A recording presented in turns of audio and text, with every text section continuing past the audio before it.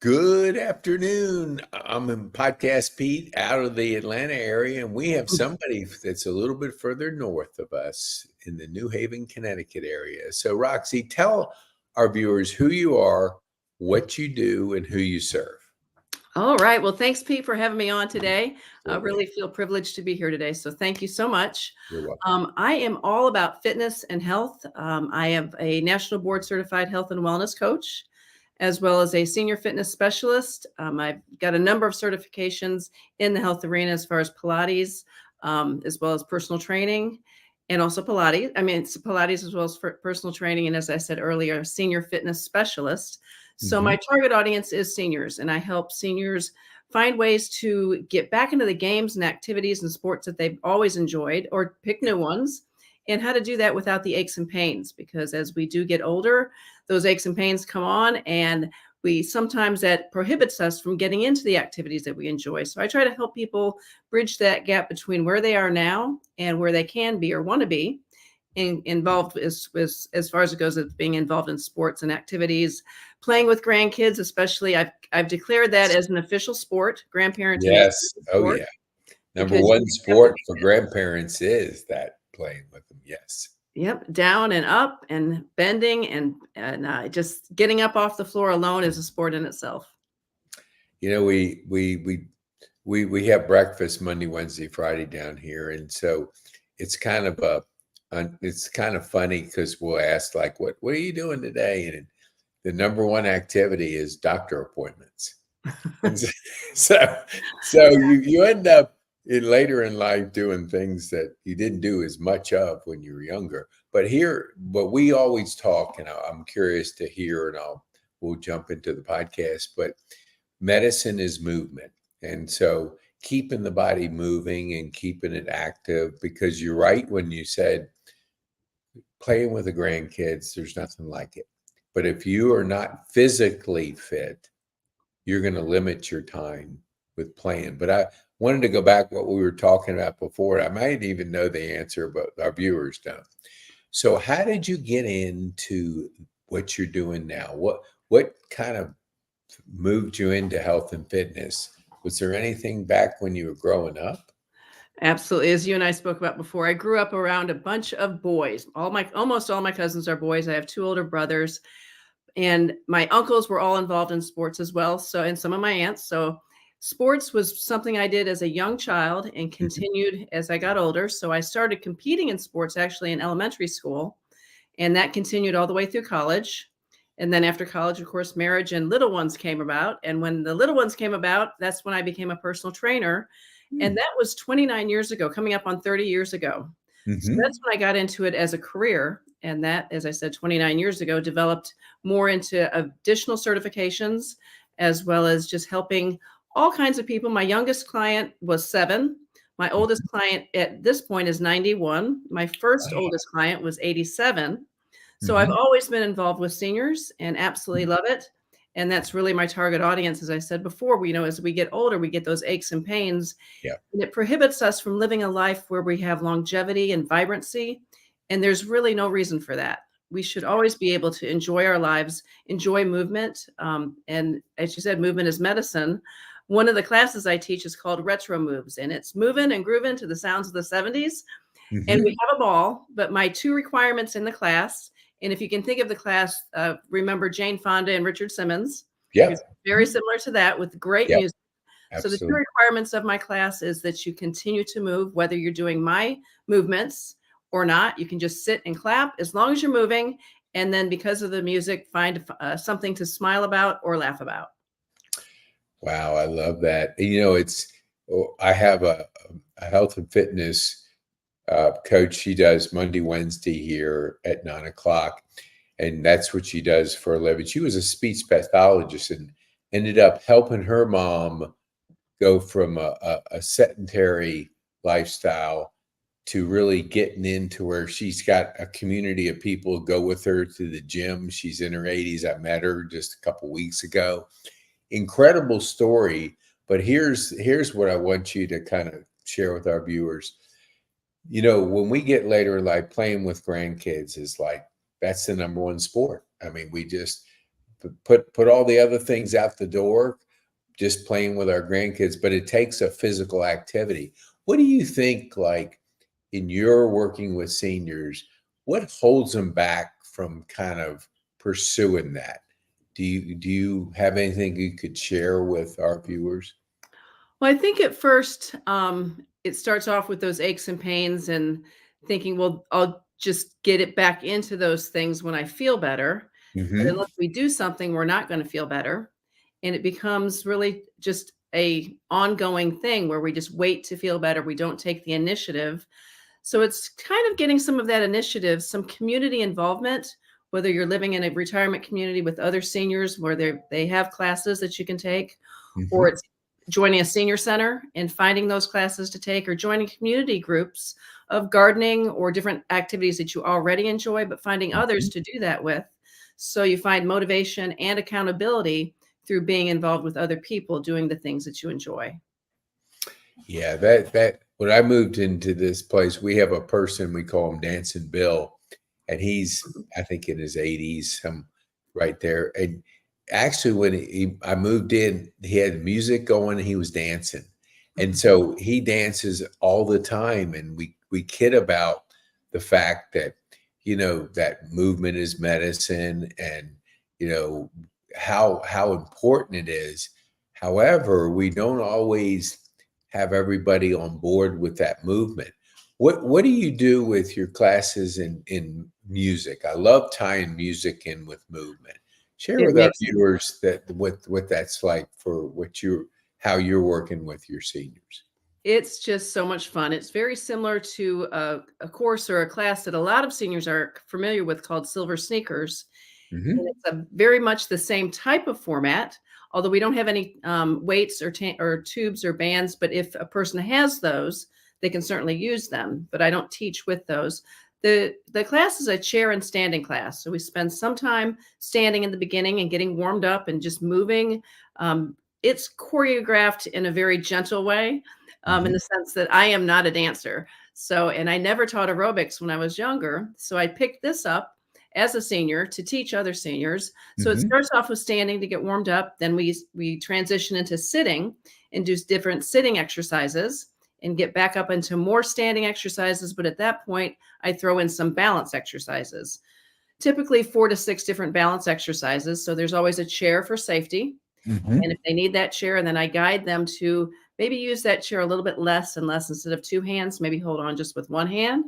If they've Hmm. progressed into holding on with 1 hand, maybe just 2 or 3 fingers. So they are continually gaining strength and flexibility. Then after we do those balance exercises, we're back in the chair for the remainder of the class, which ends up with a full body stretch. And it's, like I said, 70s, the music from the 70s and 80s throughout the whole class. Yeah, it's the good tunes. We have our people like the newer stuff, but we kind of like the older stuff. Oh, yeah. And Brings back memories. Yeah, I go teach ahead. that at a senior center close to here. I also teach it actually at a hair salon. Hmm. One of my friends has a hair salon, so I teach it there. And then I also offer it as a membership. I have a group membership where it's Hmm. just $39 a month. You get 4 different videos every month. There's no cancellation fee or anything. You just take part, enjoy it as much as you can. And when it's time to move on, you just move on. Well, I'm a firm believer, and I hope our viewers, some of them are, it may not be the principle they live by, but you're the best investment you could ever make. So whether it's in your Mhm. personal development or your physical development, investing in yourself, especially, hey, we only get one body, so we Mhm. can't like, you know, turn it in and get a new one. It doesn't work that way. So we have to deal with what we have. But I want to ask you about, there's a gentleman that I follow. I'm actually in his membership, and he talks about opening up the body, Mhm. like, doing the exercises. I try to take 10-minute breaks every hour and Perfect. stretch and really because I'll see a lot of people leaning forward, Mhm. in their posture, and one of the biggest things, and I'm preaching to the choir, is falls are very happen, and your head weighs more, and so you're leaning like this, and my mom's 94, so I know that she's a little bit like that. She's fallen a couple times. Mhm. So what would you recommend when you're talking to seniors about really that posture and just helping to really keep that body open? One of the things that you mentioned, first of all, is so very important.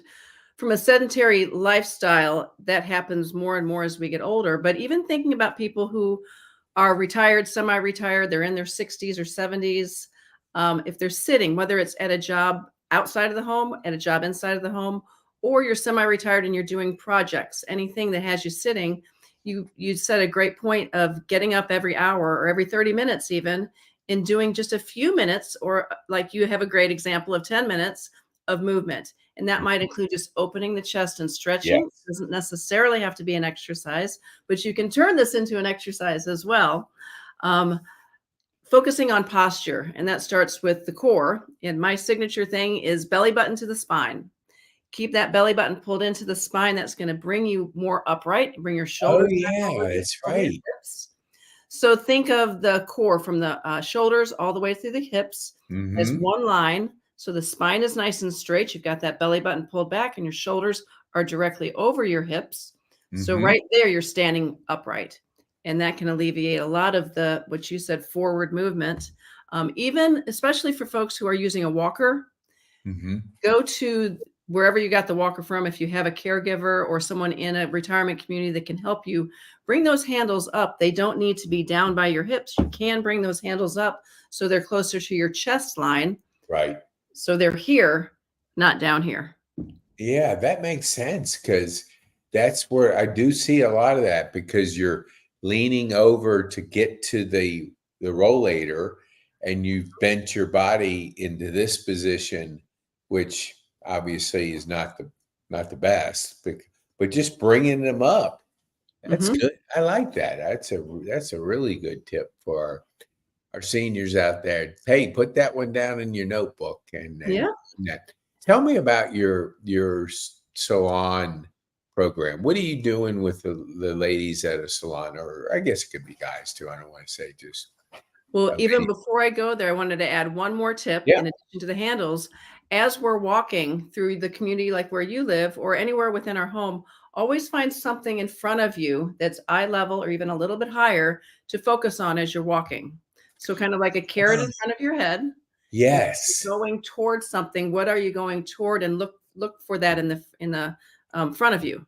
Dang, that's So good. got your head upright. Yes, because we tend to, because I watch people walking. I'm a people watcher anyway.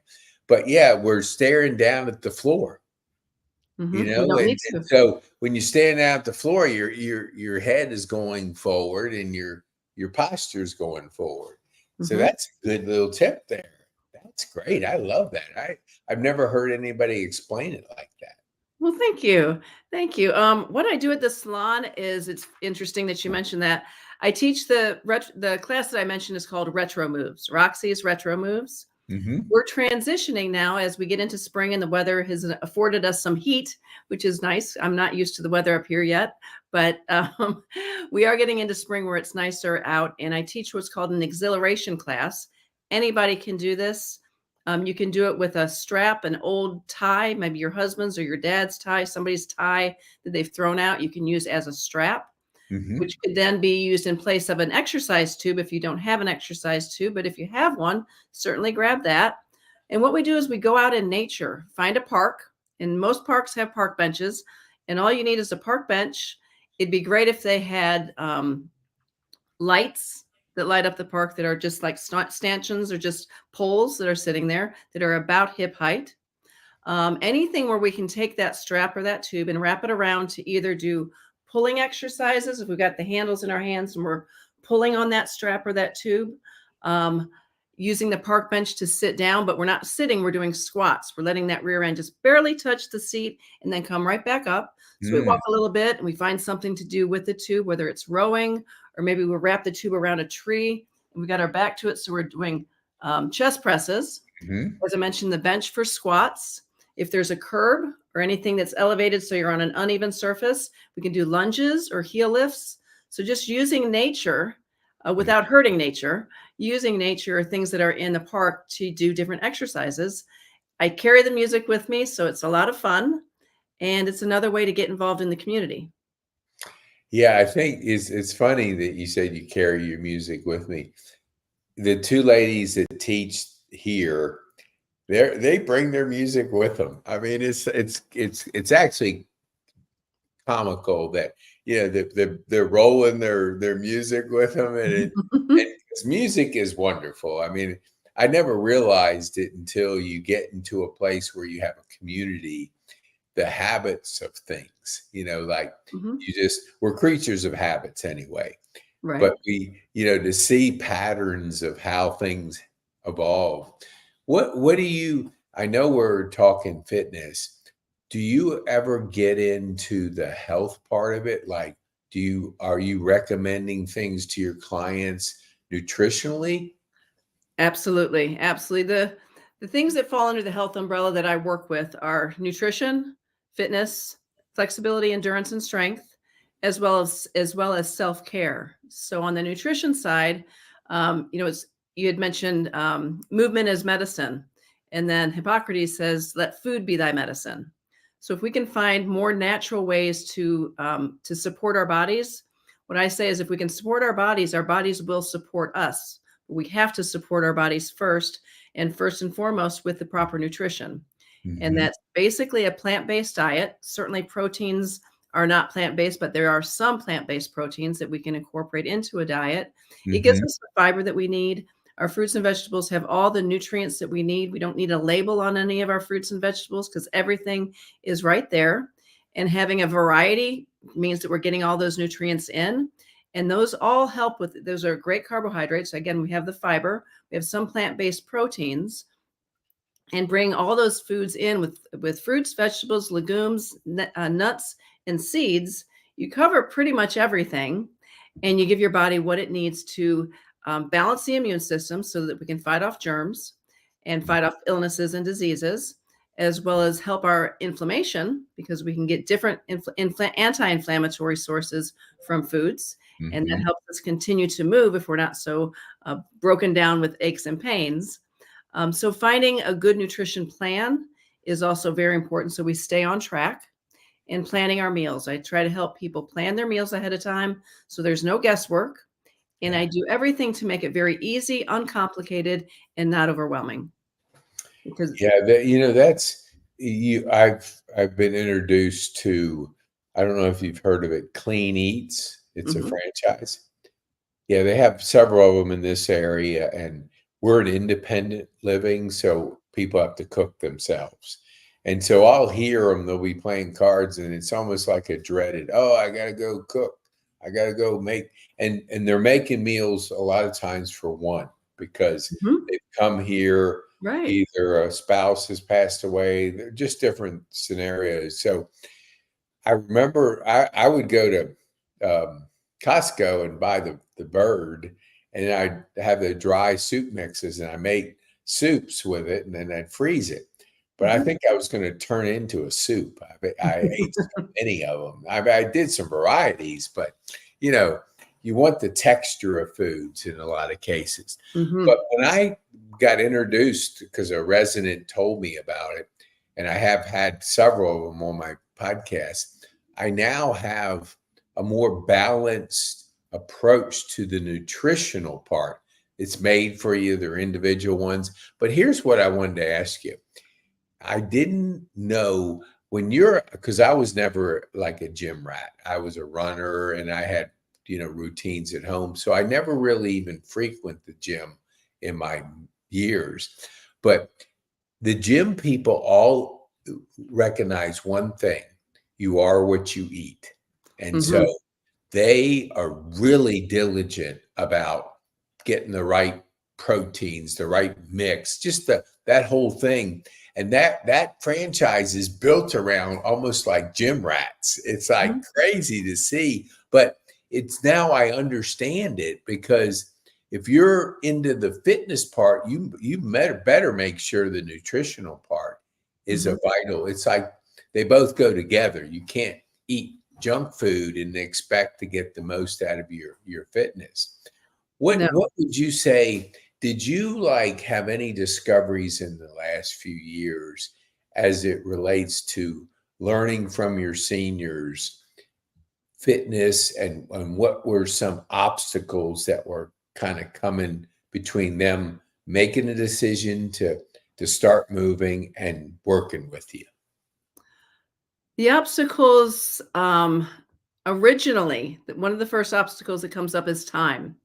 And it's more of it's kind of a catch-all of, I really want to work with you, but I really don't want to do the work that you're going to make me do. So I Right. don't have the time. But what it comes down to is I can create a plan for people. They don't even have to meet with me. I can create a plan for them to do in their own home, whether that's just 15 minutes, two or Hmm. three times a day, or 10 minutes 2 or 3 times a day. So it really doesn't require a lot of time, but that is one of the first objections. So I try to break that down. And again, I try to make everything uncomplicated and easy and not overwhelming. Hmm. So whatever their needs are, if they say it's too much time, I can break that down to make it easier. Some of the other objections are I don't have any equipment, so how can I work out? As I mentioned before with the exhilaration walk, you can Hmm. just use an old tie or an old belt, something that you can hold on to. You can use that both for the exercise as well as stretching. Things that we have in our homes that we can use, a gallon of water can be used as a weight, a bag of rice. There's a lot of things that we can use in our homes to do different exercises, but people don't know what to do.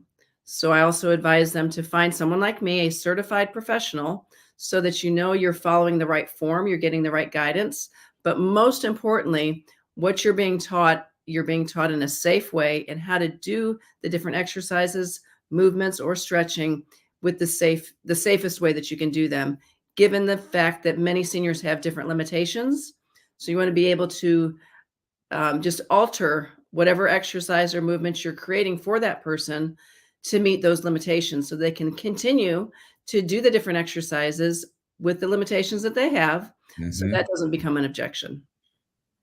Yeah, I totally agree. And I went to I still do. I go to a concierge doctor, and so they have a holistic doctor that has both sides of the pharmaceutical end and then the holistic.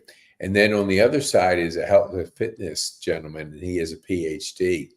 And when I first went to see him, he gave me two books, and that one book was about looked like War and Peace. I was like, it was Dr. Peter Attias, and I think that it's called Outlive or something like that.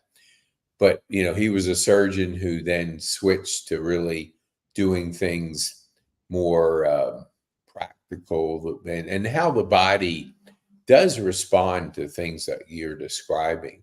Mhm. And you know, the thing about getting a professional, and your body is your most valuable asset. And I'm surprised how people will not spend money on themselves, but they'll go out and say, buy a big screen TV or a brand new car that wears out. But Mhm. then they'll say, I don't have the time. And I hear that same excuse. And I'm going, know if everybody gets 24 hours. I mean, I don't know anybody that gets 25 or it's how we prioritize our time. Mhm. And it's so important. Like when you talk about your body, especially later in life, there's not too many things more important than keeping that thing conditioned and able to do the finer things in life, which are playing with your grandkids or doing activities that get you to enjoy your life. You're at the I call it the fourth quarter or the triple overtime. You're at a stage that you want a quality of life. You Mhm. want you want that, but it comes with work.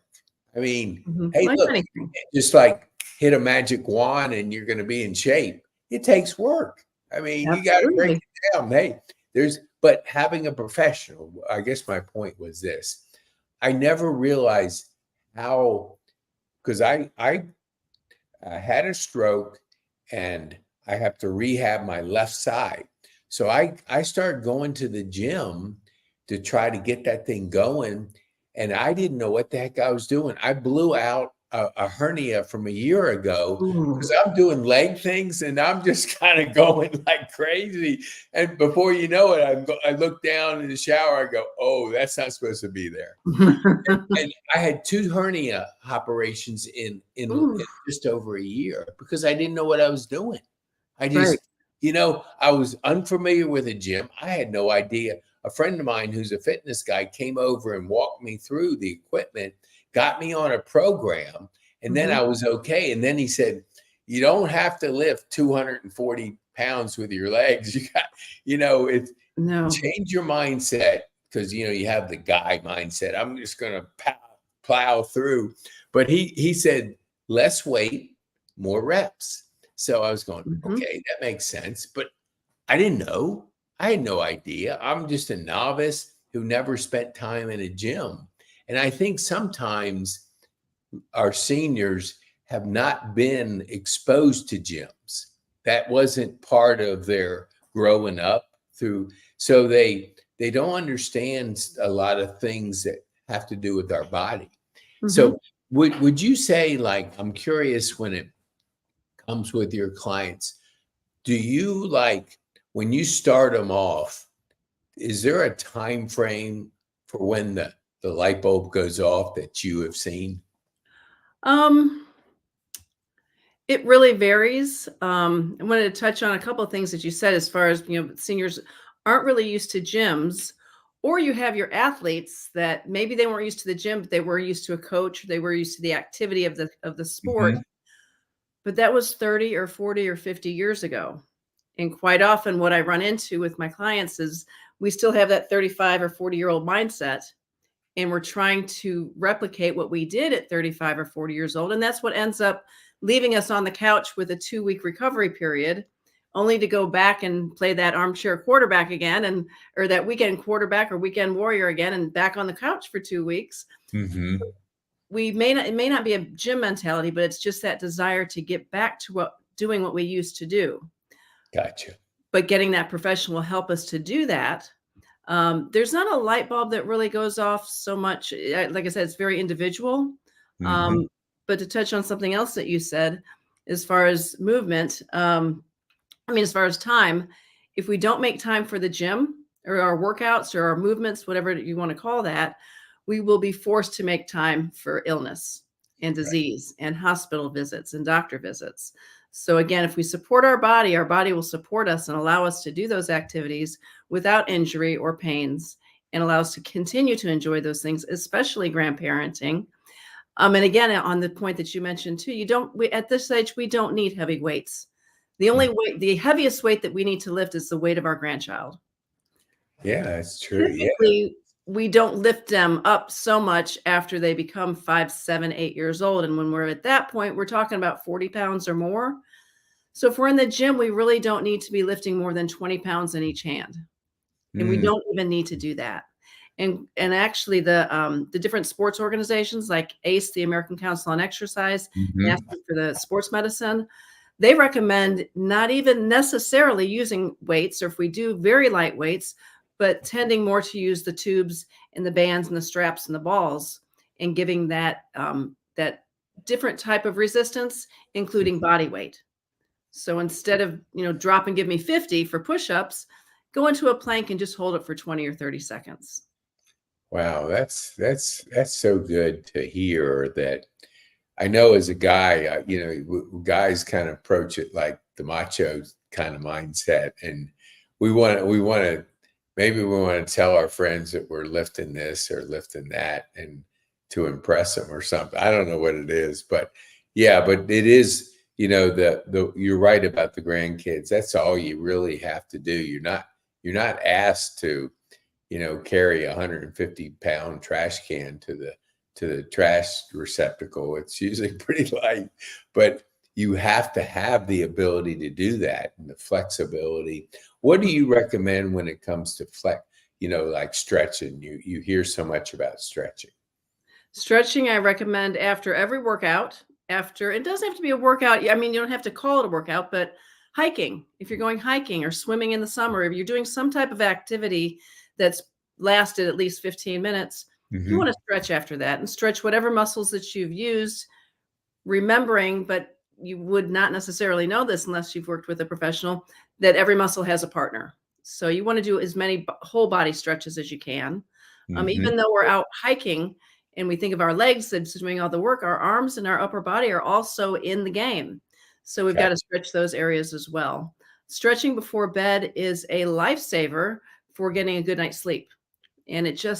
it just plain feels good, Right. especially at the end of the day, whatever your activity level was during the day, it just feels good to stretch. Yeah, that's a big question that comes up here is sleep. As Mhm. we get a little older, I think if we're not preparing ourselves for sleep, we don't get the quality of sleep that's possible. And everything is trainable. Mhm. I don't know. Have you ever heard of Brendan Burchard? That does sound familiar. The name sounds familiar. Yeah, he does 3-2-1, which is 3 hours before bed, you don't eat, two Mhm. hours you quit working, and 1 hour no screen time. So, it's a formula that really helps us because and I see it here is they may be watching TV in bed and all that screen time is hitting the brain. And now Mhm. you're trying to go to sleep when you've been stimulated with commercials and all that kind of stuff. And you wonder why you don't get a good night's sleep because your brain's been jacked up from It's different things hitting it, the dopamine and all the kind of things that, it's that so true. yeah. Okay. I don't want to keep you because I think you're probably due for the salon today. No, nothing like that. Tell our viewers how can they get a hold of you? My website's probably the easiest because when you go on my website, pretty quickly a thing will pop up, a little bubble will pop up to say schedule a call. Call me with any questions. You can call me at any time. Of course, with these days, you can just text me as well.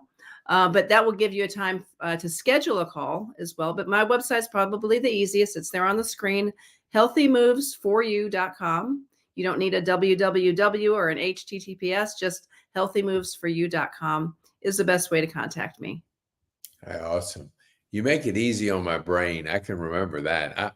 I'm amazed at people that don't put something easy to remember. Yeah, that's beautiful. So, what would you say from our time together? What would be the one thing you want our seniors to take home from our time on this podcast?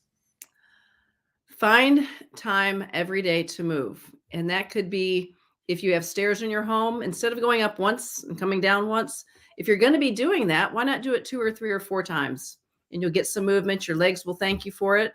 Remember that if you can support your body with the proper nutrition and constant, not constant all through the day, but constant in the sense that you do it every day, movement, proper nutrition and movement, your body will help you by supporting you to do the things that you want to do and enjoy, like grandparenting.